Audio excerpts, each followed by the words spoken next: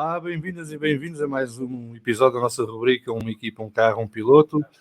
Hoje dedicado a alguém muito especial para mim. Para muitos, a época dourada da Fórmula 1 foram os anos 80 até o início dos anos 90. E se fala muitas vezes de Ayrton Senna e de Alain Prost, um dos grandes nomes dessa época dourada da Fórmula 1 foi o nosso visado no episódio de hoje, Nelson Piquet de Sotomayor. António, Vasco, obrigado mais uma vez por estarem aqui comigo, mais um episódio para mais uma conversa sobre a Fórmula 1.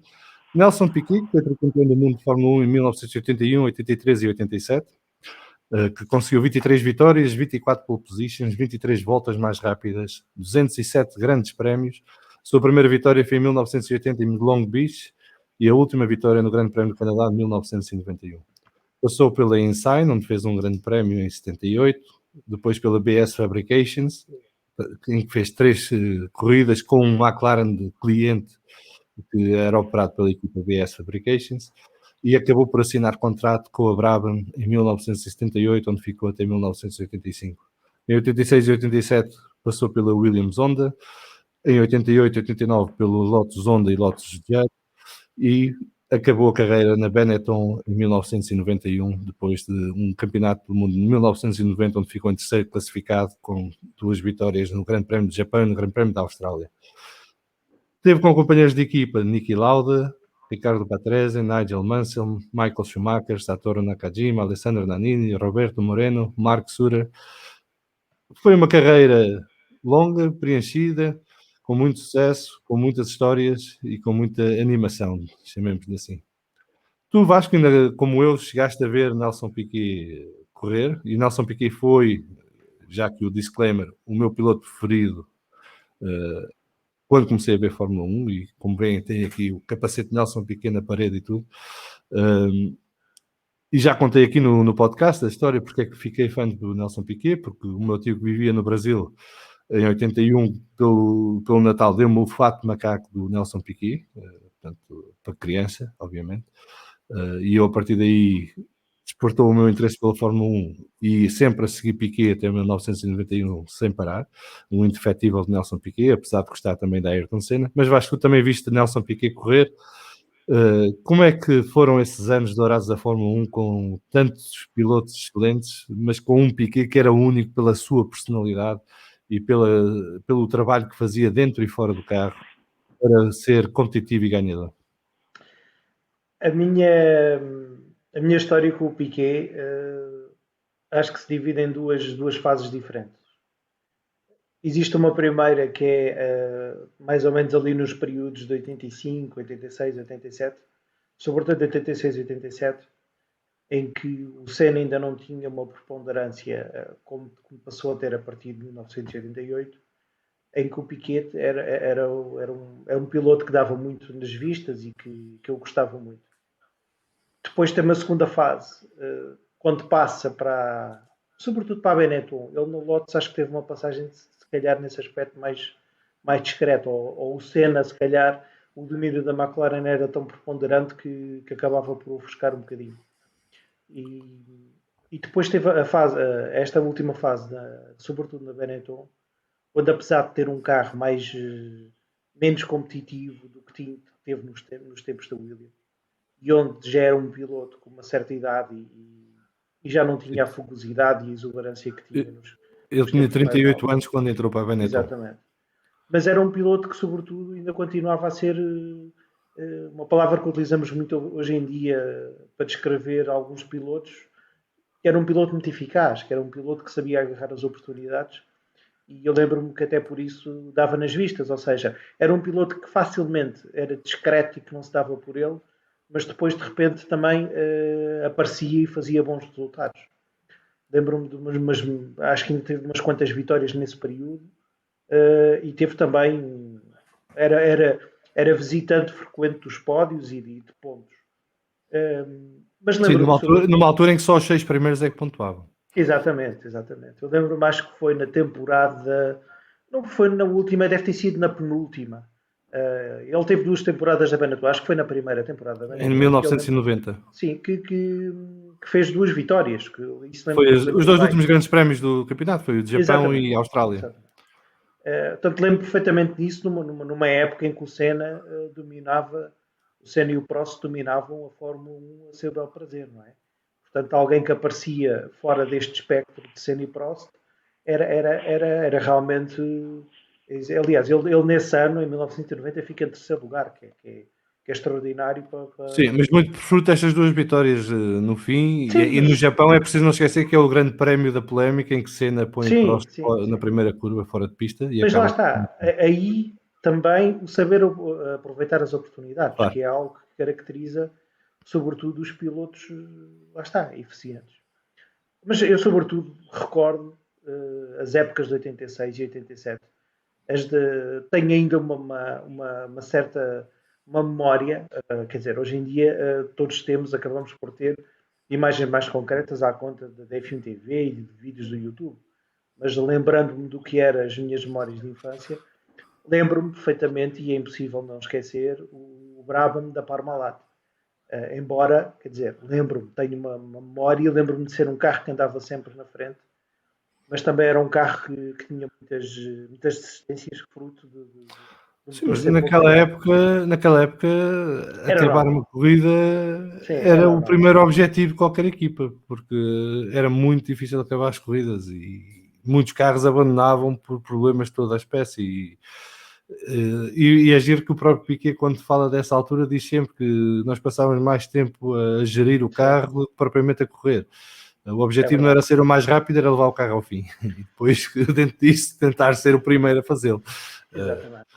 Agora, as épocas que recordo com mais gosto são as épocas de 86 e 87, em que o Piquet tinha um carro bastante competitivo, onde estava se calhar no pico da sua forma, já não era um jovem impetuoso e já Sobretudo era 86. sim, sobretudo em 86. Apesar de, pronto, dele ter acabado por ser outra vez campeão do mundo em 87. Mas, Já lá mas vamos. esses 2 anos acabam por ser, se calhar, os que eu recordo com mais interesse, até porque nunca fui um especial fã de Mansell, quer dizer, admiro Mansell em várias coisas, mas confesso que o Piquet era apelava mais ao coração. O Piquet apelidava o Mansell de o idiota veloz. E que na verdade Mansell era um bocadinho o idiota veloz, no sentido que era um piloto extremamente rápido, ultra rápido, mas que falhava muito no ponto de vista da gestão emocional e da gestão do carro, quer dizer, nunca tinha grandes preocupações de preservar o carro para chegar ao fim dos grandes prémios, era sempre a fundo e aquilo muitas vezes perdia corridas fáceis de forma absolutamente escandalosa.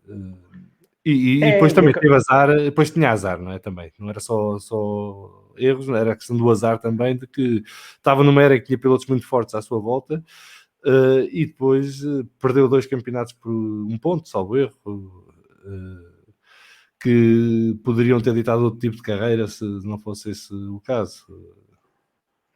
mas acaba por ser uma época em que, sobretudo a de 86, que é extraordinária. E já existia um bocadinho, ou seja, misturava ali várias coisas. Misturava o Senna, que era já um piloto que dava muito nas vistas e que já era um piloto que estava na elite. Não, e que tinha um carro muito bom, que era o Lotus, Sim, sim. Renault, e depois do... Existia também o Prost, que estava também numa fase muito interessante da carreira, a tentar reviver, ressurgir em termos de competitividade depois dos anos que tinha tido na Renault.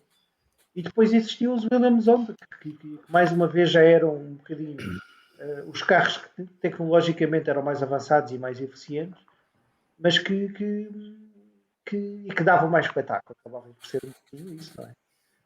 Nem que seja pela combinação explosiva, se bem que eu, com a idade que tinha em 86 e 87, ainda não tinha, se calhar, a percepção de perceber o que realmente se passava dentro da Williams. Só mais tarde, mas Sim, felizmente só lá depois está. percebemos. Exatamente. Só que... Mas antes de continuar a conversa nessa direção, dá também a palavra ao António. António, tu que julgo que não viste nenhuma corrida de Piquet ao vivo, e portanto tudo que poderás saber de Piquet é pelo YouTube, Google e afins.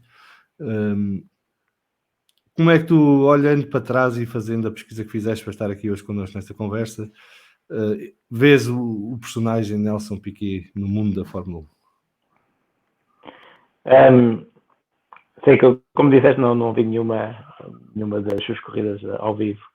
E quando falavam do nome de Piquet, digamos que estava sempre na sombra de Senna e de Prost.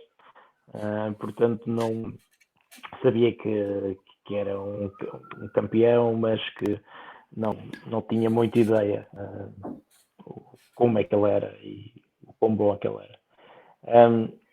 E olhando para trás e estando fazendo uma pesquisa, obviamente que o que salta mais à vista são as suas épocas de 86 e 87, como vocês já referiram, e especialmente as lutas com o Mansell. E também com o Senna. E que saltaram à vista duas ultrapassagens que ficam na memória. Portanto, uma em Monza contra o Mansell, em que acaba por ganhar essa corrida do Grande Prémio de Itália.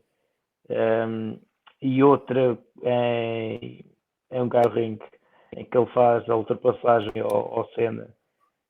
Muitos consideram a melhor ultrapassagem da história da Fórmula 1. Exatamente. Aquele no final da primeira curva vai para fora e com o carro a deslizar de lado, e mesmo assim consegue arrancar primeiro com o Senna e ultrapassá-lo. Não, conseguiu arrancar primeiro com o Senna, porque o Senna foi obrigado quase a estacionar o carro, porque senão batiam. Pois, o carro foi essa a jogada. Estava literalmente atravessado à frente dele, também não tinha outra hipótese. Porque foi esta a jogada do Piquet, porque na volta anterior ele tinha ultrapassado, mas o Senna na saída da curva sai mais rápido e recupera a posição, e ele na volta seguinte troca-lhe as voltas e faz essa ultrapassagem. Ele consegue segurar o carro, ele disse que travou 30 a 40 metros depois de onde devia ter travado, mas conseguiu segurar o carro, e a única maneira de segurar o carro foi fazer deslizar o carro, portanto, patinar com as 4 rodas e meter-se à frente do Senna, que foi obrigado a travar a fundo para não bater. Há uma parte gira dessa ultrapassagem que poucas pessoas percebem das imagens, mas se prestarem atenção vão ver, é que Piquet faz um manguito ao Senna ao mesmo tempo que o está a ultrapassar. E portanto acrescenta valor à ultrapassagem, porque ele praticamente faz de uma mão só, enquanto está a mandar o periquito para o Senna. O que para fãs do Piquet é um bónus esse momento. Mas continua a estar a dizer. A ultrapassagem é absolutamente incrível e não me tinha percebido esse detalhe, portanto ainda mais impressionante é nesse caso. Portanto, essas foram as duas ultrapassagens que me ficaram assim na memória agora que estive a pesquisar sobre o que ele fez, e lá está. Mas e também a personagem que era,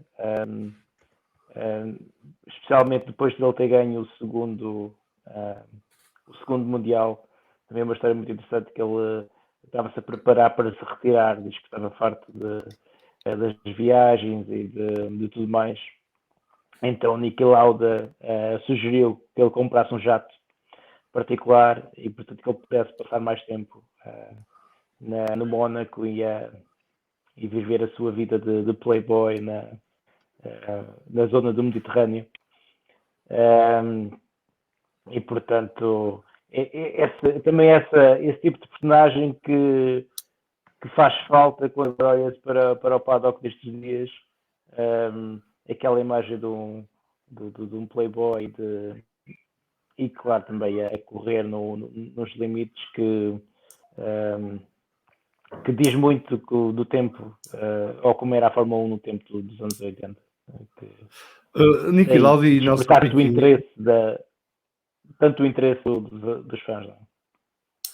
O Niki Lauda e o Nelson Piquet foi uma espécie de irmãos de mães diferentes que se encontraram na Brabham, e que essa amizade perdurou até à morte de Niki Lauda, que é um par de anos atrás. Eles de facto encaixaram no outro de forma excepcional em termos de personalidade, o que não é de estranhar se olharmos para a personalidade de cada um e a forma como lidam com as coisas e falam sobre as coisas, mas de facto criou-se aí essa cumplicidade que perdurou por décadas. E Niki Lauda chegou mesmo a afirmar que Piquet era como uma versão melhorada dele próprio, e que era o melhor piloto do mundo na altura. Isso já numa altura em que havia Prost, e que havia Senna, Mansell e Keke Rosberg ainda competia também. Aquilo, na altura, se bem me recordo, havia acho 7 campeões do mundo em competição ao mesmo tempo. Foram anos loucos, nos anos 80 da Fórmula 1.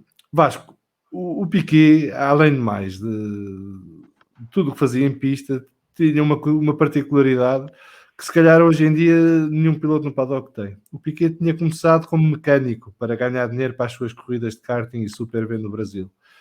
E de facto, esses dotes de mecânico e essa experiência de mecânico sobressaíram na Fórmula 1. Sobretudo nos tempos da Brabham, em que trabalhava muito com a equipa na fábrica e sobretudo com Gordon Murray, em que inclusive o Piquet é um dos causadores por exemplo, hoje em dia termos os cobertores dos pneus quando os carros vão às boxes, ou os pilotos terem a habilidade de controlar o freio dos travões no dentro do carro, o balanço dos travões.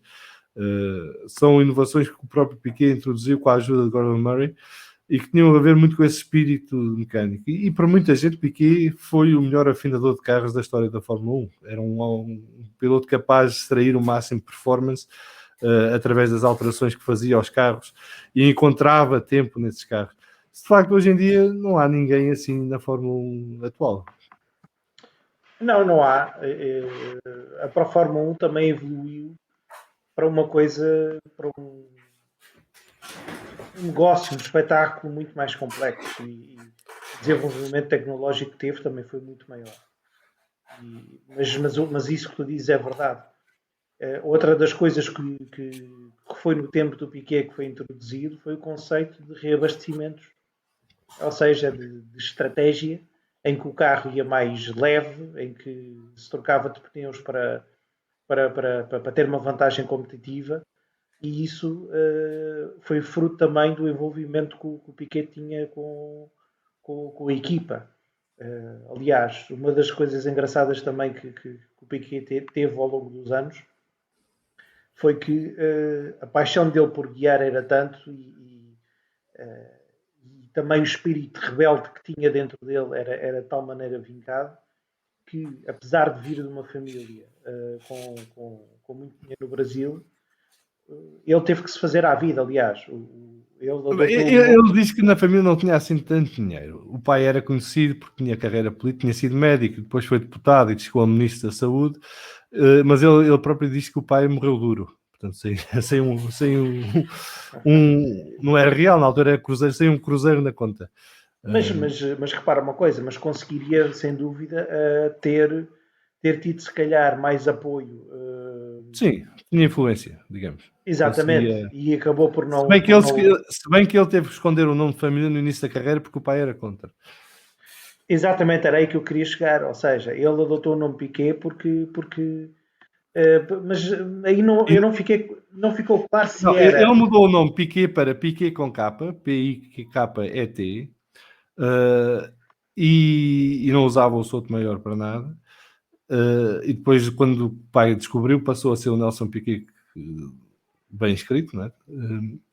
E depois ele usava uma série de artimanhas para esconder a identidade, para que não se soubesse. E, por exemplo, se era multado por excesso de velocidade nas ruas, as multas não queriam ter a casa, porque ele, quando ia testar os carros, usava uma fita adesiva para tapar parte do número da matrícula, então nunca detectavam a casa. Na altura não havia computadores, não havia nada disso, não é? Portanto, sim. Aquilo, basicamente, ele tornou-se ali um artista tipo o Lupin da época, não é? Agora está na moda o Lupin por causa da série da Netflix. É uma espécie de Lupin da época, tinha sempre uns truques para se esconder e dissimular para que a família não soubesse o que ele andava a fazer. Mas acaba por ser uma personagem que no meio de uma forma de ter nascido no meio privilegiado, a sua paixão pelos carros foi o que levou durante a vida dele. Outros episódios engraçados é que ele vem para a Europa com tão pouco dinheiro, ele monta a equipa dele para participar nos campeonatos das fórmulas de promoção em Inglaterra e não tem dinheiro para ter uma casa, então vive numa motorhome, numa carrinha de campismo e anda pela Inglaterra, ele sozinho, a fazer as corridas. Portanto, quer dizer, era uma pessoa que tinha uma paixão muito grande pelos carros e pelas corridas, e isso é uma coisa sempre também. Agora, essa necessidade que ele teve de se envolver, e essa paixão que tinha de se envolver no desenvolvimento e na afinação dos carros, é realmente notável e foi um marco muito importante. É impossível nós nunca deixarmos de olhar que o nível que os pilotos de Fórmula 1 hoje em dia têm, que são altamente profissionais, altamente preparados fisicamente, com maior ou menor, mas com um nível de envolvimento técnico no desenvolvimento e na afinação dos carros, acaba por ser fruto de um conjunto de pilotos que serviram de exemplo. Seja ele o Piquet, seja ele o Mansell, seja ele o Schumacher, o Senna, o Prost, todos eles hoje em dia deram origem ao que são os pilotos de Fórmula 1 hoje em dia. Aliás, é um nível de exigência isso que estavas a dizer, António, do piloto Playboy, isso hoje em dia é impossível de acontecer na Fórmula 1. O piloto que fumava, que bebia a toda a hora, quer dizer, os caras também fazem isso, mas depois, mas não se sabe, quer dizer, nunca nos vamos esquecer. O Kimi Raikkonen até põe isso na biografia dele, portanto. Sim, mas o Kimi Raikkonen é capaz de ser é uma das coisas. É o James Hunt da época moderna. Exatamente. É capaz de ser o único resistente disso. Agora, acaba por ser um bocadinho um dos exemplos, um dos grandes da Fórmula 1 que serviu de exemplo. E isso é extraordinário. É uma das coisas que me faz gostar muito do Piquet. Sim, e ele depois tinha coisas incríveis que era no auge da sua rivalidade com Nigel Mansell na Williams. Ele descobria esses ganhos de performance e quando percebeu que os mecânicos do Mansell copiavam o setup dele, ele começou a usar setups horríveis nos treinos, que depois eram copiados para o carro do Mansell, e ele no warm-up antes da corrida, ou 5 minutos antes da qualificação, mudava o setup para aquilo que ele queria e ele aí ganhava logo uma vantagem enorme em relação ao Mansell, que chegava a levar o Mansell a pensar que o carro dele era pior do que o do Piquet, quando os carros eram iguais. Mas é delicioso, não é? Estes pequenos menores, o lado malandro de Piquet, não é? Malandro nesse sentido, não é? Malandro preguiçoso, que depois fazia a diferença nestes momentos. O Piquet tem uma coisa curiosa, é que os anos da Brabham, basicamente, ele teve sorte, porque ele chegou em 78 à Brabham, e a meio de 79 o Niki Lauda decide retirar-se outra vez, ou sai da Fórmula 1, abandona a meio. E a Brabham, na altura, era propriedade de Bernie Ecclestone. O mecânico-chefe era o Charlie Whiting,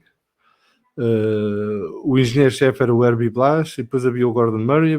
Era uma série de gente que conhecemos depois, mais tarde, de outras coisas, mas que na altura estavam todos juntos naquela equipe. Portanto, havia ali uma tempestade perfeita. E o Piquet herdou a equipa. Ele, para além de ter tido uma ótima relação com o Niki Lauda durante o tempo em que Lauda esteve na equipa, depois herdou a equipa e ficou ele como primeiro piloto. E ao longo dos anos, até 85, isso nunca mudou e ele nunca foi verdadeiramente desafiado dentro da Brabham. E quando chega à Williams, ele vai para a Williams com um contrato assinado para ser primeiro piloto e com garantia de Frank Williams que seria primeiro piloto, mas depois é um bocadinho aquilo que aconteceu entre Alonso e Hamilton, não é? Que Alonso vai para a McLaren para ser primeiro piloto e depois o piloto da casa, na altura o Mansell na Williams, depois Hamilton na McLaren, começaram a ter a preferência de uma parte da equipa.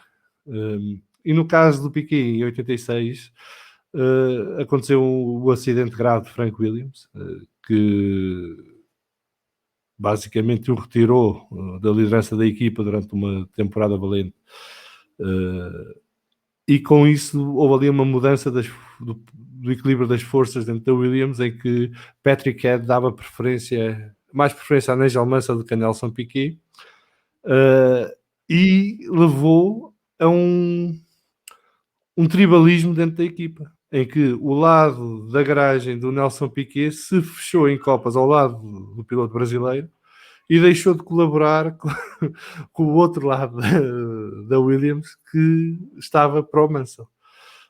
E portanto, isso levou a que em 86 o campeonato do mundo acabasse nas mãos de Alain Prost, por várias razões. Primeiro porque a Senna e Piquet passaram a época a lutar um contra o outro, para além de lutarem com Prost e Senna, e depois porque na última corrida dá-se uma coisa fantástica, que é a McLaren tem uma estratégia de corrida em que percebe que os pneus não vão durar o grande prémio da Austrália todo, e portanto coloca Alain Prost numa estratégia de uma paragem. A Williams acredita que os pneus vão durar a corrida toda e portanto coloca Mansell e Piquet numa estratégia de não pararem. No meio disto tudo, Prost acaba por ter um furo e é mesmo obrigado a parar e troca de pneus, mas Piquet e Mansell não continuam. Rosberg, que era companheiro de equipa de Alain Prost, faz de lebre no início da corrida, passa por toda a gente com um carro mais leve e a gastar pneus que nunca mais acabam, e leva os dois Williams atrás. O esforço do efeito de lebre do Rosberg faz com que o pneu traseiro esquerdo de Nigel Mansell exploda quando ele já estava perto de assegurar a liderança. Portanto, Rosberg abandonaria pouco depois, com problemas de pneus também. E nisto a Williams está confrontada com um cenário que é: deixa Piquet em pista e é campeão do mundo, ou chama Piquet para trocar de pneus por uma questão de segurança e Alain Prost tornava-se campeão do mundo. E para surpresa de Piquet, Patrick Head chama às boxes para trocar de pneus e Alain Prost acaba campeão do mundo. E até hoje Piquet acha que houve vontade de Patrick Head que não houvesse um campeão brasileiro nesse ano. Patrick Head diz que não, que foi por uma questão de segurança que o mandou parar. Eu acredito que até tenha havido algum fator de segurança, mas eu, se fosse chefe de equipa naquela altura, não sei se mandava parar o outro piloto quando sabia perfeitamente que mandando parar perdias o campeonato do mundo na altura. Mas todas estas histórias da Williams só se vieram a saber depois, não é?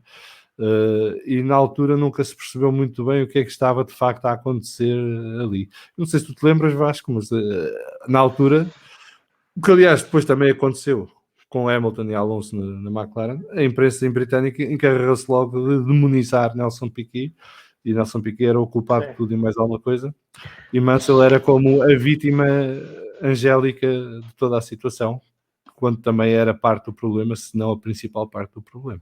Eu confesso que não tive essa percepção na altura. E não, mas hoje em dia, felizmente, conseguimos ter um bocadinho essa percepção, porque há vários relatos disso e acaba por ser um bocadinho relativamente fácil ter acesso a essa informação. Agora, é extraordinário como é que o próprio Mansell tem essa capacidade. Quer dizer, não é só, eu acho que não é só o Mansell. Acaba por ser também dentro da Williams, que foi o que disseste, resultante do acidente do Frank Williams, há ali um shift do próprio de foco de quem é o primeiro piloto. Mas o Piquet demonstra muito isso, relata muito isso em várias entrevistas, quando diz que teve que provocar uma clivagem claramente dentro da equipa para conseguir, como tu deste esse exemplo dos setups, porque nesse aspecto o Mansell era muito menos piloto do que era o Piquet, e acabava por ser um bocadinho existir uma necessidade do próprio Piquet ser manhoso, vamos ser práticos. Ele tinha que ser manhoso e ter muita manha para conseguir levar a sua adiante, e o que é facto é que conseguiu. Sim, em 87. E em 87 conseguiu precisamente por causa desse lado manhoso. Porque em pista, depois do acidente que teve em Tamburello nos treinos para o Grande Prémio de San Marino, ele estava bastante enfraquecido no pós-acidente. E ele durante o ano não o disse só no final do ano, mas ele perdeu parte da sua visão e perdeu parte do seu sentido de profundidade. E ele dizia que ele só conseguia guiar o carro olhando para as placas, para saber onde é que tinha de travar, porque ele não tinha noção de onde é que estava a curva. E então ele dizia, que, com alguma piada, que era fácil para ele ser segundo e seguir o primeiro, ali encostadinho, mas se fosse ele à frente já não sabia o que acabia de fazer, porque não tinha a referência para poder orientar a contravagem e o ponto de aceleração à saída das curvas e tudo mais.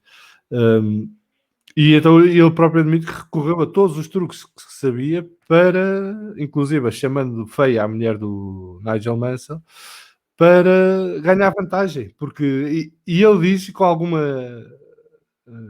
piada e com alguma razão também, que ao contrário de 86, 87 era uma luta só entre ele e o colega de equipa. Não havia mais ninguém. Enquanto que em 86 havia 4 pilotos que podiam ganhar o campeonato do mundo e que ganhavam corridas regularmente, Alan Prost com a McLaren, Senna com o Lotus e depois os 2 pilotos da Williams. Em 87 não, 87 era um ano dominado pelo Williams e que só os Williams podiam ganhar o campeonato do mundo e portanto a luta era com o colega da equipa, não era com mais ninguém. E como ele estava com uma posição enfraquecida dentro da equipa, ele usou tudo o que tivesse ao seu dispor e que se lembrasse para fazer valer a sua posição. E ele, inclusive, diz que se houvesse justiça nisso tudo, em 86 teria sido ele campeão do mundo, porque ele perde, fica em terceiro lugar, mas ele tem 2 abandonos com quebras de motor quando liderava os grandes prémios, que com a diferença pontual que estamos a falar, teria ganho o campeonato com alguma margem. E em 87 o Mansell devia ter sido campeão porque foi de facto melhor piloto que o Piquet em pista, todo o ano, porque o Piquet, depois do acidente, já não conseguia ter a mesma performance. E aliás, ele inclusive chega a dizer outra coisa que é ainda mais interessante do ponto de vista de quem está a ver isto todos estes anos depois, que ele, a partir do acidente, deixou de conduzir. E o que deixar de conduzir é de forma competitiva e séria para ser campeão do mundo.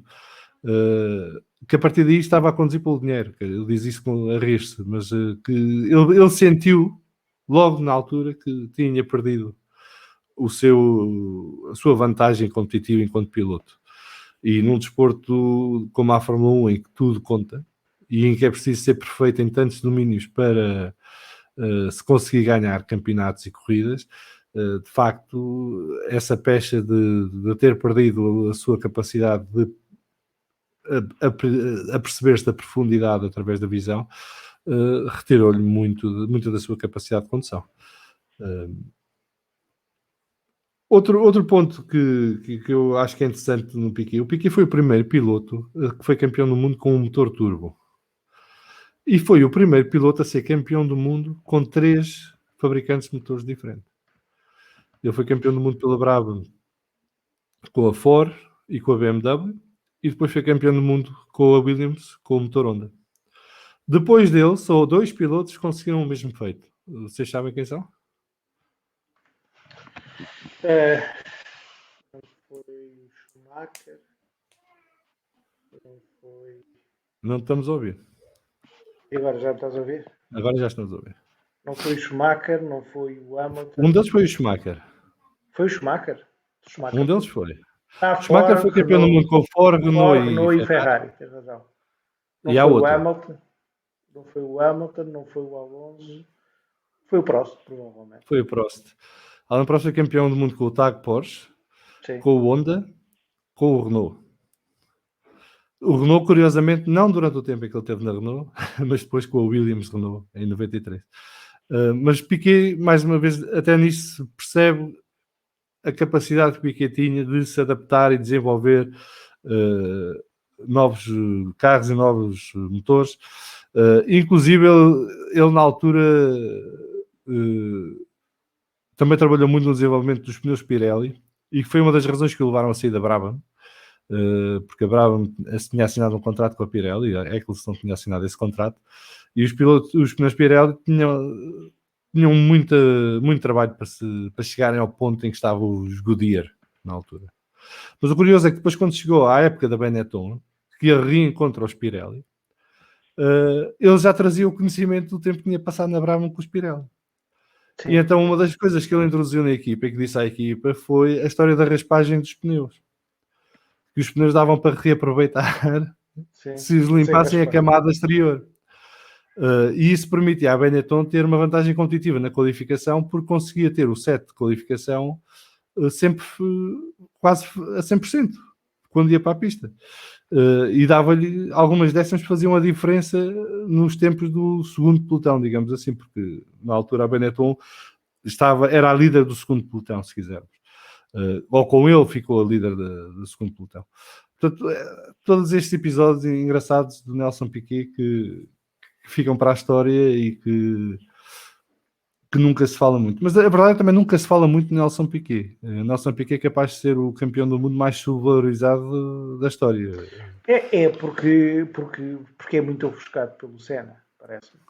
Ou seja, o Senna, o Nelson Piquet acabou e apesar de eles terem sido contemporâneos, de terem corrido juntos, eles estavam claramente em fases diferentes da carreira. Aliás, de alguma forma, um sucedeu-se ao outro e nunca se chegaram a competir verdadeiramente por taco a taco. Ou seja, quando o Piquet estava no pico da sua forma e das suas capacidades como piloto, estava o Senna ainda a ganhar tivemos 86. Foi o único ano. Mas mesmo assim, o Senna, nesse aspecto, se calhar ainda não era um piloto com a experiência e com a capacidade. Senna ganhou, salvo erro, 4 grandes prémios em 86. Sim, mas Piquet outros 4, Prost 3 e Mansell 3. Foi uma coisa assim. Mas cometia muitos erros. O Piquet, nessa altura, era claramente um piloto. Sim, essa é uma das características. E eu, por exemplo, estava a dizer ao António antes de começarmos a gravar que se há piloto hoje em dia que se pareça mais com Piquet, é capaz de ser Alonso. E uma das coisas que distinguia Piquet do resto era ele cometia muito poucos erros, como Alonso também comete muito poucos erros. E era um piloto extremamente difícil de bater também por isso. Ele, por exemplo, também como Alonso, não estava tão preocupado em ser rápido em qualificação, mas mais rápido em corrida. E durante a corrida cometia muitos poucos erros. E inclusive há histórias engraçadas do tempo dele na Williams com o Mansell, em que o Mansell ganhava porque o Piquet errava uma mudança. Sim, isso aconteceu uma vez que me lembro. Mas era preciso o Piquet errar a mudança. Porque se o Piquet não errasse a mudança, ganhava ele a corrida. Portanto, era um piloto que estava sempre no limite quando estava nas corridas. E isso tornava-o muito complicado de bater para um companheiro de equipa ou para um competidor. Mas era um piloto que dependia muito da equipa. E se virmos os campeonatos em que ele participou, ele teve altos e baixos, claramente. Portanto, respondia muito ao carro que tinha. Tirava o máximo do carro que tinha, mas não conseguia extrapolar isso para... E aí acho que Alonso é melhor do que ele, por exemplo. Mas era um piloto muito consistente, apesar de tudo. Portanto, sempre que o carro lhe permitia, ele conseguia extrair o máximo do carro. Sim, é verdade. Eu pelo que vi, acho que portanto, eu acho que é unânime a capacidade dele conseguir desenvolver os carros. Portanto, vários tipos de pessoas, adversários e colegas da equipa, portanto, foram unânimes nesses relatos. No que diz respeito em como piloto, a performance em como piloto é um pouco mais, eu diria que a maioria alinharam mais no que acabaste de dizer, portanto, dependia um pouco do carro. Havia os críticos que diziam que ele é capaz apenas de ser o mais rápido quando tinha o melhor carro. Sim, mas é preciso dizer que no tempo dele, quando ele tinha o melhor carro, tinha sido ele a desenvolver o carro para ser o melhor carro. Exatamente. Não recebeu de outros pilotos, não é? Coisa que, por exemplo, o Senna já não podíamos dizer o mesmo. O Senna sempre herdou carros que foram preparados por outros pilotos. E quando teve um carro na mão que ele a desenvolver, ele não sabia o que é que havia de fazer, que foi em 94. Sim. A questão é que talvez essa capacidade de desenvolver o carro talvez tenha um pouco ofuscado a sua capacidade como piloto, apesar de ser um piloto muitíssimo bom. Portanto, é pelo menos a percepção que tenho dos relatos que li. Portanto, muitíssimo bom piloto, mas como ainda era melhor a desenvolver os carros, talvez tenha ofuscado um pouco esse outro lado como piloto. Eu acho que o que ajuda muito a Piquet a ser pouco falado é a personalidade dele, que não é um gosto adquirido, Nelson Piquet. Não é toda a gente que... Por exemplo, Nelson Piquet hoje em dia era comido vivo pelas redes sociais. Atenção. Sim, mas não é comparável sequer. Não, mas ele hoje continua a dizer aquilo que dizia na altura. Portanto, e se virem entrevistas dele recentes, ele continua a dizer os palavrões, a dizer coisas que são tudo menos politicamente corretas e a insultar quem acha que deve insultar. Epá, e isso nos tempos das redes sociais, o piloto ativo da Fórmula 1 dizer as coisas que ele dizia na altura, não estou a ver. Depois há aquela célebre entrevista dele em que lhe perguntam quem é que é melhor, você ou Ayrton Senna? E ele, bem, eu estou vivo. Foi a resposta. Sim, mas isso é aquela faceta do não ser politicamente correto. Sim, é fazer do estou-me a cagar. Não é? Sim, Eu não quero saber do que tu pensas. cagandismo que não tem. Eu sou adepto disso. Eu sou adepto e sigo isso na minha vida. Mas é uma coisa, eu acho que existe um equilíbrio entre o não ter filtro, que é o caso do Piquet, e o não ser capaz de dizer aquilo que lhe vai na alma e é isso que nós vimos muito pouco hoje em dia. Eu acho que existe a resposta que ele dá sobre o Senna de eu estou vivo, quer dizer, é uma resposta que roça o insensível na melhor das hipóteses, não é?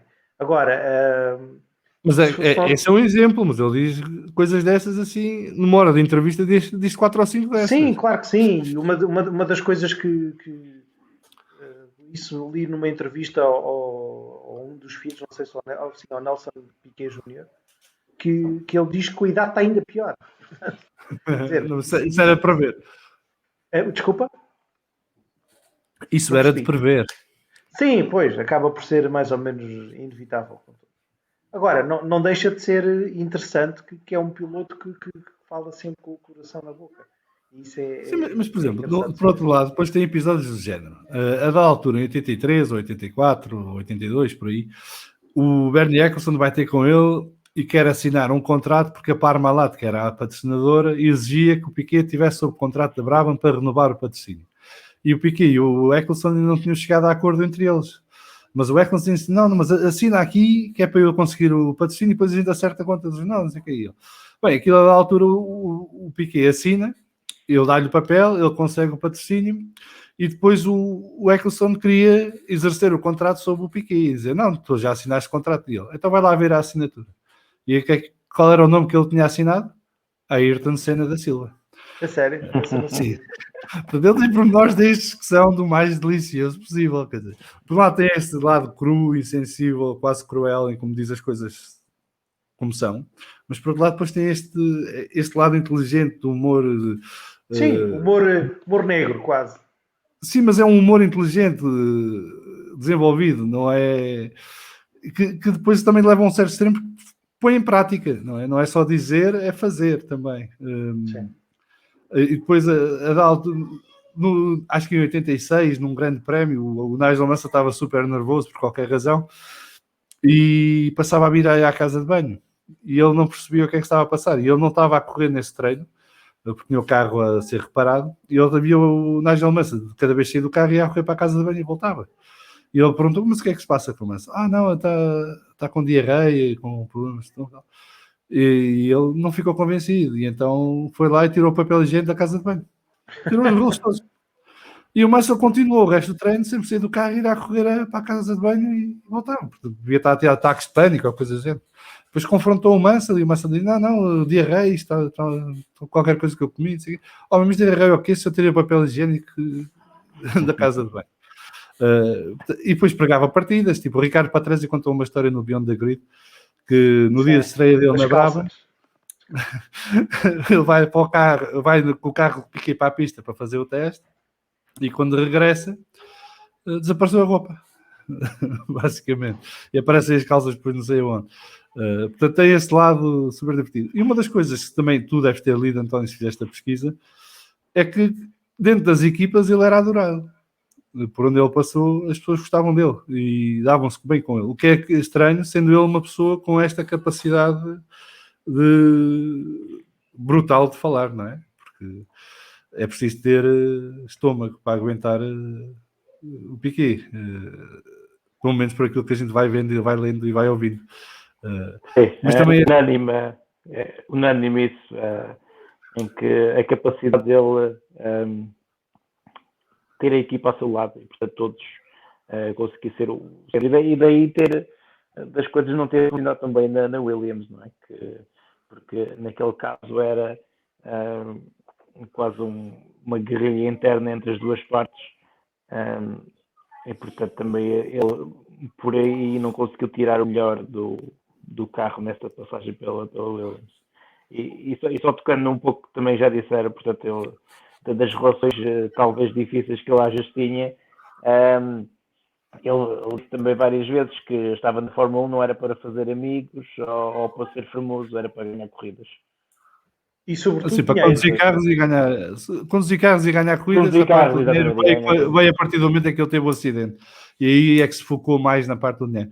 Só para que se saiba, ele quando assina contrato com a Lotus, portanto ele troca a Williams Honda pela Lotus Honda, vai pela mão da Honda para a Lotus, porque a Honda tomou o lado dele na disputa interna da Williams. E por isso é que a Williams perde os motores Honda para a McLaren também. Ele vai ganhar $1 milhão por mês, praticamente. O que na altura era gigante, não é? Portanto, se nos lembrarmos que o contrato de Senna com a McLaren em 93 de $1 milhão por corrida era exorbitante, estamos a falar uns bons anos antes. E quando ele vai para a Benetton, vai pelos mesmos números. Quando a Benetton faz a aposta de crescimento, e inclusive vai buscar o Briatore, mas daí a Benetton teve retorno, porque Piquet conseguiu a primeira vitória da equipa Benetton, e a segunda vitória e a terceira vitória, e conseguiu tornar a Benetton numa equipa mais competitiva perto do topo da tabela, coisa que não era até à chegada de Piquet à Benetton. Eu pessoalmente gostava muito de Piquet como piloto, adorei os anos em que ele esteve na Fórmula 1 que eu segui. Eu cheguei a conhecê-lo no aeroporto de Lisboa, tinha ido buscar a minha mãe com o meu pai ao aeroporto de Lisboa no dia do Grande Prémio, e eu estive lá, apanhei-o, por acaso eu tinha vindo à zona das chegadas buscar um carrinho de malas, porque não havia na parte das partidas. E foi à minha frente. E eu, olha, você é o Nelson Piquet. Ele, sou sim, senhor. Então tivemos a dar um bocadinho à conversa. Ele assinou, autografou-me uma nota de 100 escudos, que era o que eu tinha na altura, à mão. Foi o que o meu pai tinha lá, estava lá ao meu lado. Era o que tinha no bolso de papel, era notas, e a mais baixa era de 100 escudos nesse dia. E ele autografou uma nota de 100 escudos, está lá em casa guardada, que há de passar para as minhas filhas depois um dia. Mas eu adorava Nelson Piquet, acho que dava um colorido extra à Fórmula 1. E era um personagem que durante o drama Prost-Senna ele não desaparece de cena, não é? Ele continua presente, continua ali à volta e continua a haver histórias e desenvolvimentos sobre ele, numa altura em que a Fórmula 1 era mais folhetim fora dos grandes prémios do que é hoje em dia, porque a Fórmula 1 na altura, fora das corridas, havia sempre coisas a passar-se, os pilotos eram apanhados em todo tipo de tramas e situações, e depois havia a história dos treinos, não é? Eles passavam a vida em treinos, nunca havia um momento morto durante a época. Ali entre março e novembro, basicamente, os pilotos estavam sempre em atividade. E o Piquet oferecia muito colorido à Fórmula 1 e era sempre um momento divertido ver as entrevistas do Piquet e as reações do Piquet às coisas, e ouvir o testemunho dele sobre a guerra Prost-Senna, em que ele completamente desvalorizava a Senna, apesar de não ser grande fã de Prost, que é outra curiosidade. Eu acho que, tirando Niki Lauda, Piquet não gostou de mais ninguém na Fórmula 1, à exceção de Roberto Moreno, que era seu amigo de infância e que foi seu colega de equipa na Benetton depois do acidente do Alessandro Nannini. Mas era um personagem que a mim pessoalmente me alegrava ver e seguir de perto e vibrar com os seus resultados na Fórmula 1. Não sei se querem mais falar mais alguma coisa sobre Nelson Piquet. Se não têm mais nenhum tema nesta altura, ficávamos por aqui. Agradecer a António e Vasco pela vossa participação e contributo. Desejar a todos os nossos ouvintes e e espectadores, uma grande semana. Nós voltamos depois com o podcast normal às quartas-feiras e provavelmente daqui a um mês teremos mais um episódio de Uma Equipa, um Carro, um Piloto. Não esqueça que já gravámos o episódio especial sobre a Ayrton Senna, sobre o Ferrari F 2004, sobre Domingos Piedade, sobre o Tyrrell 006 e hoje ficamos por aqui com este episódio dedicado a Nelson Piquet Sotomayor. Abraço a todos, até à próxima. Um abraço a todos.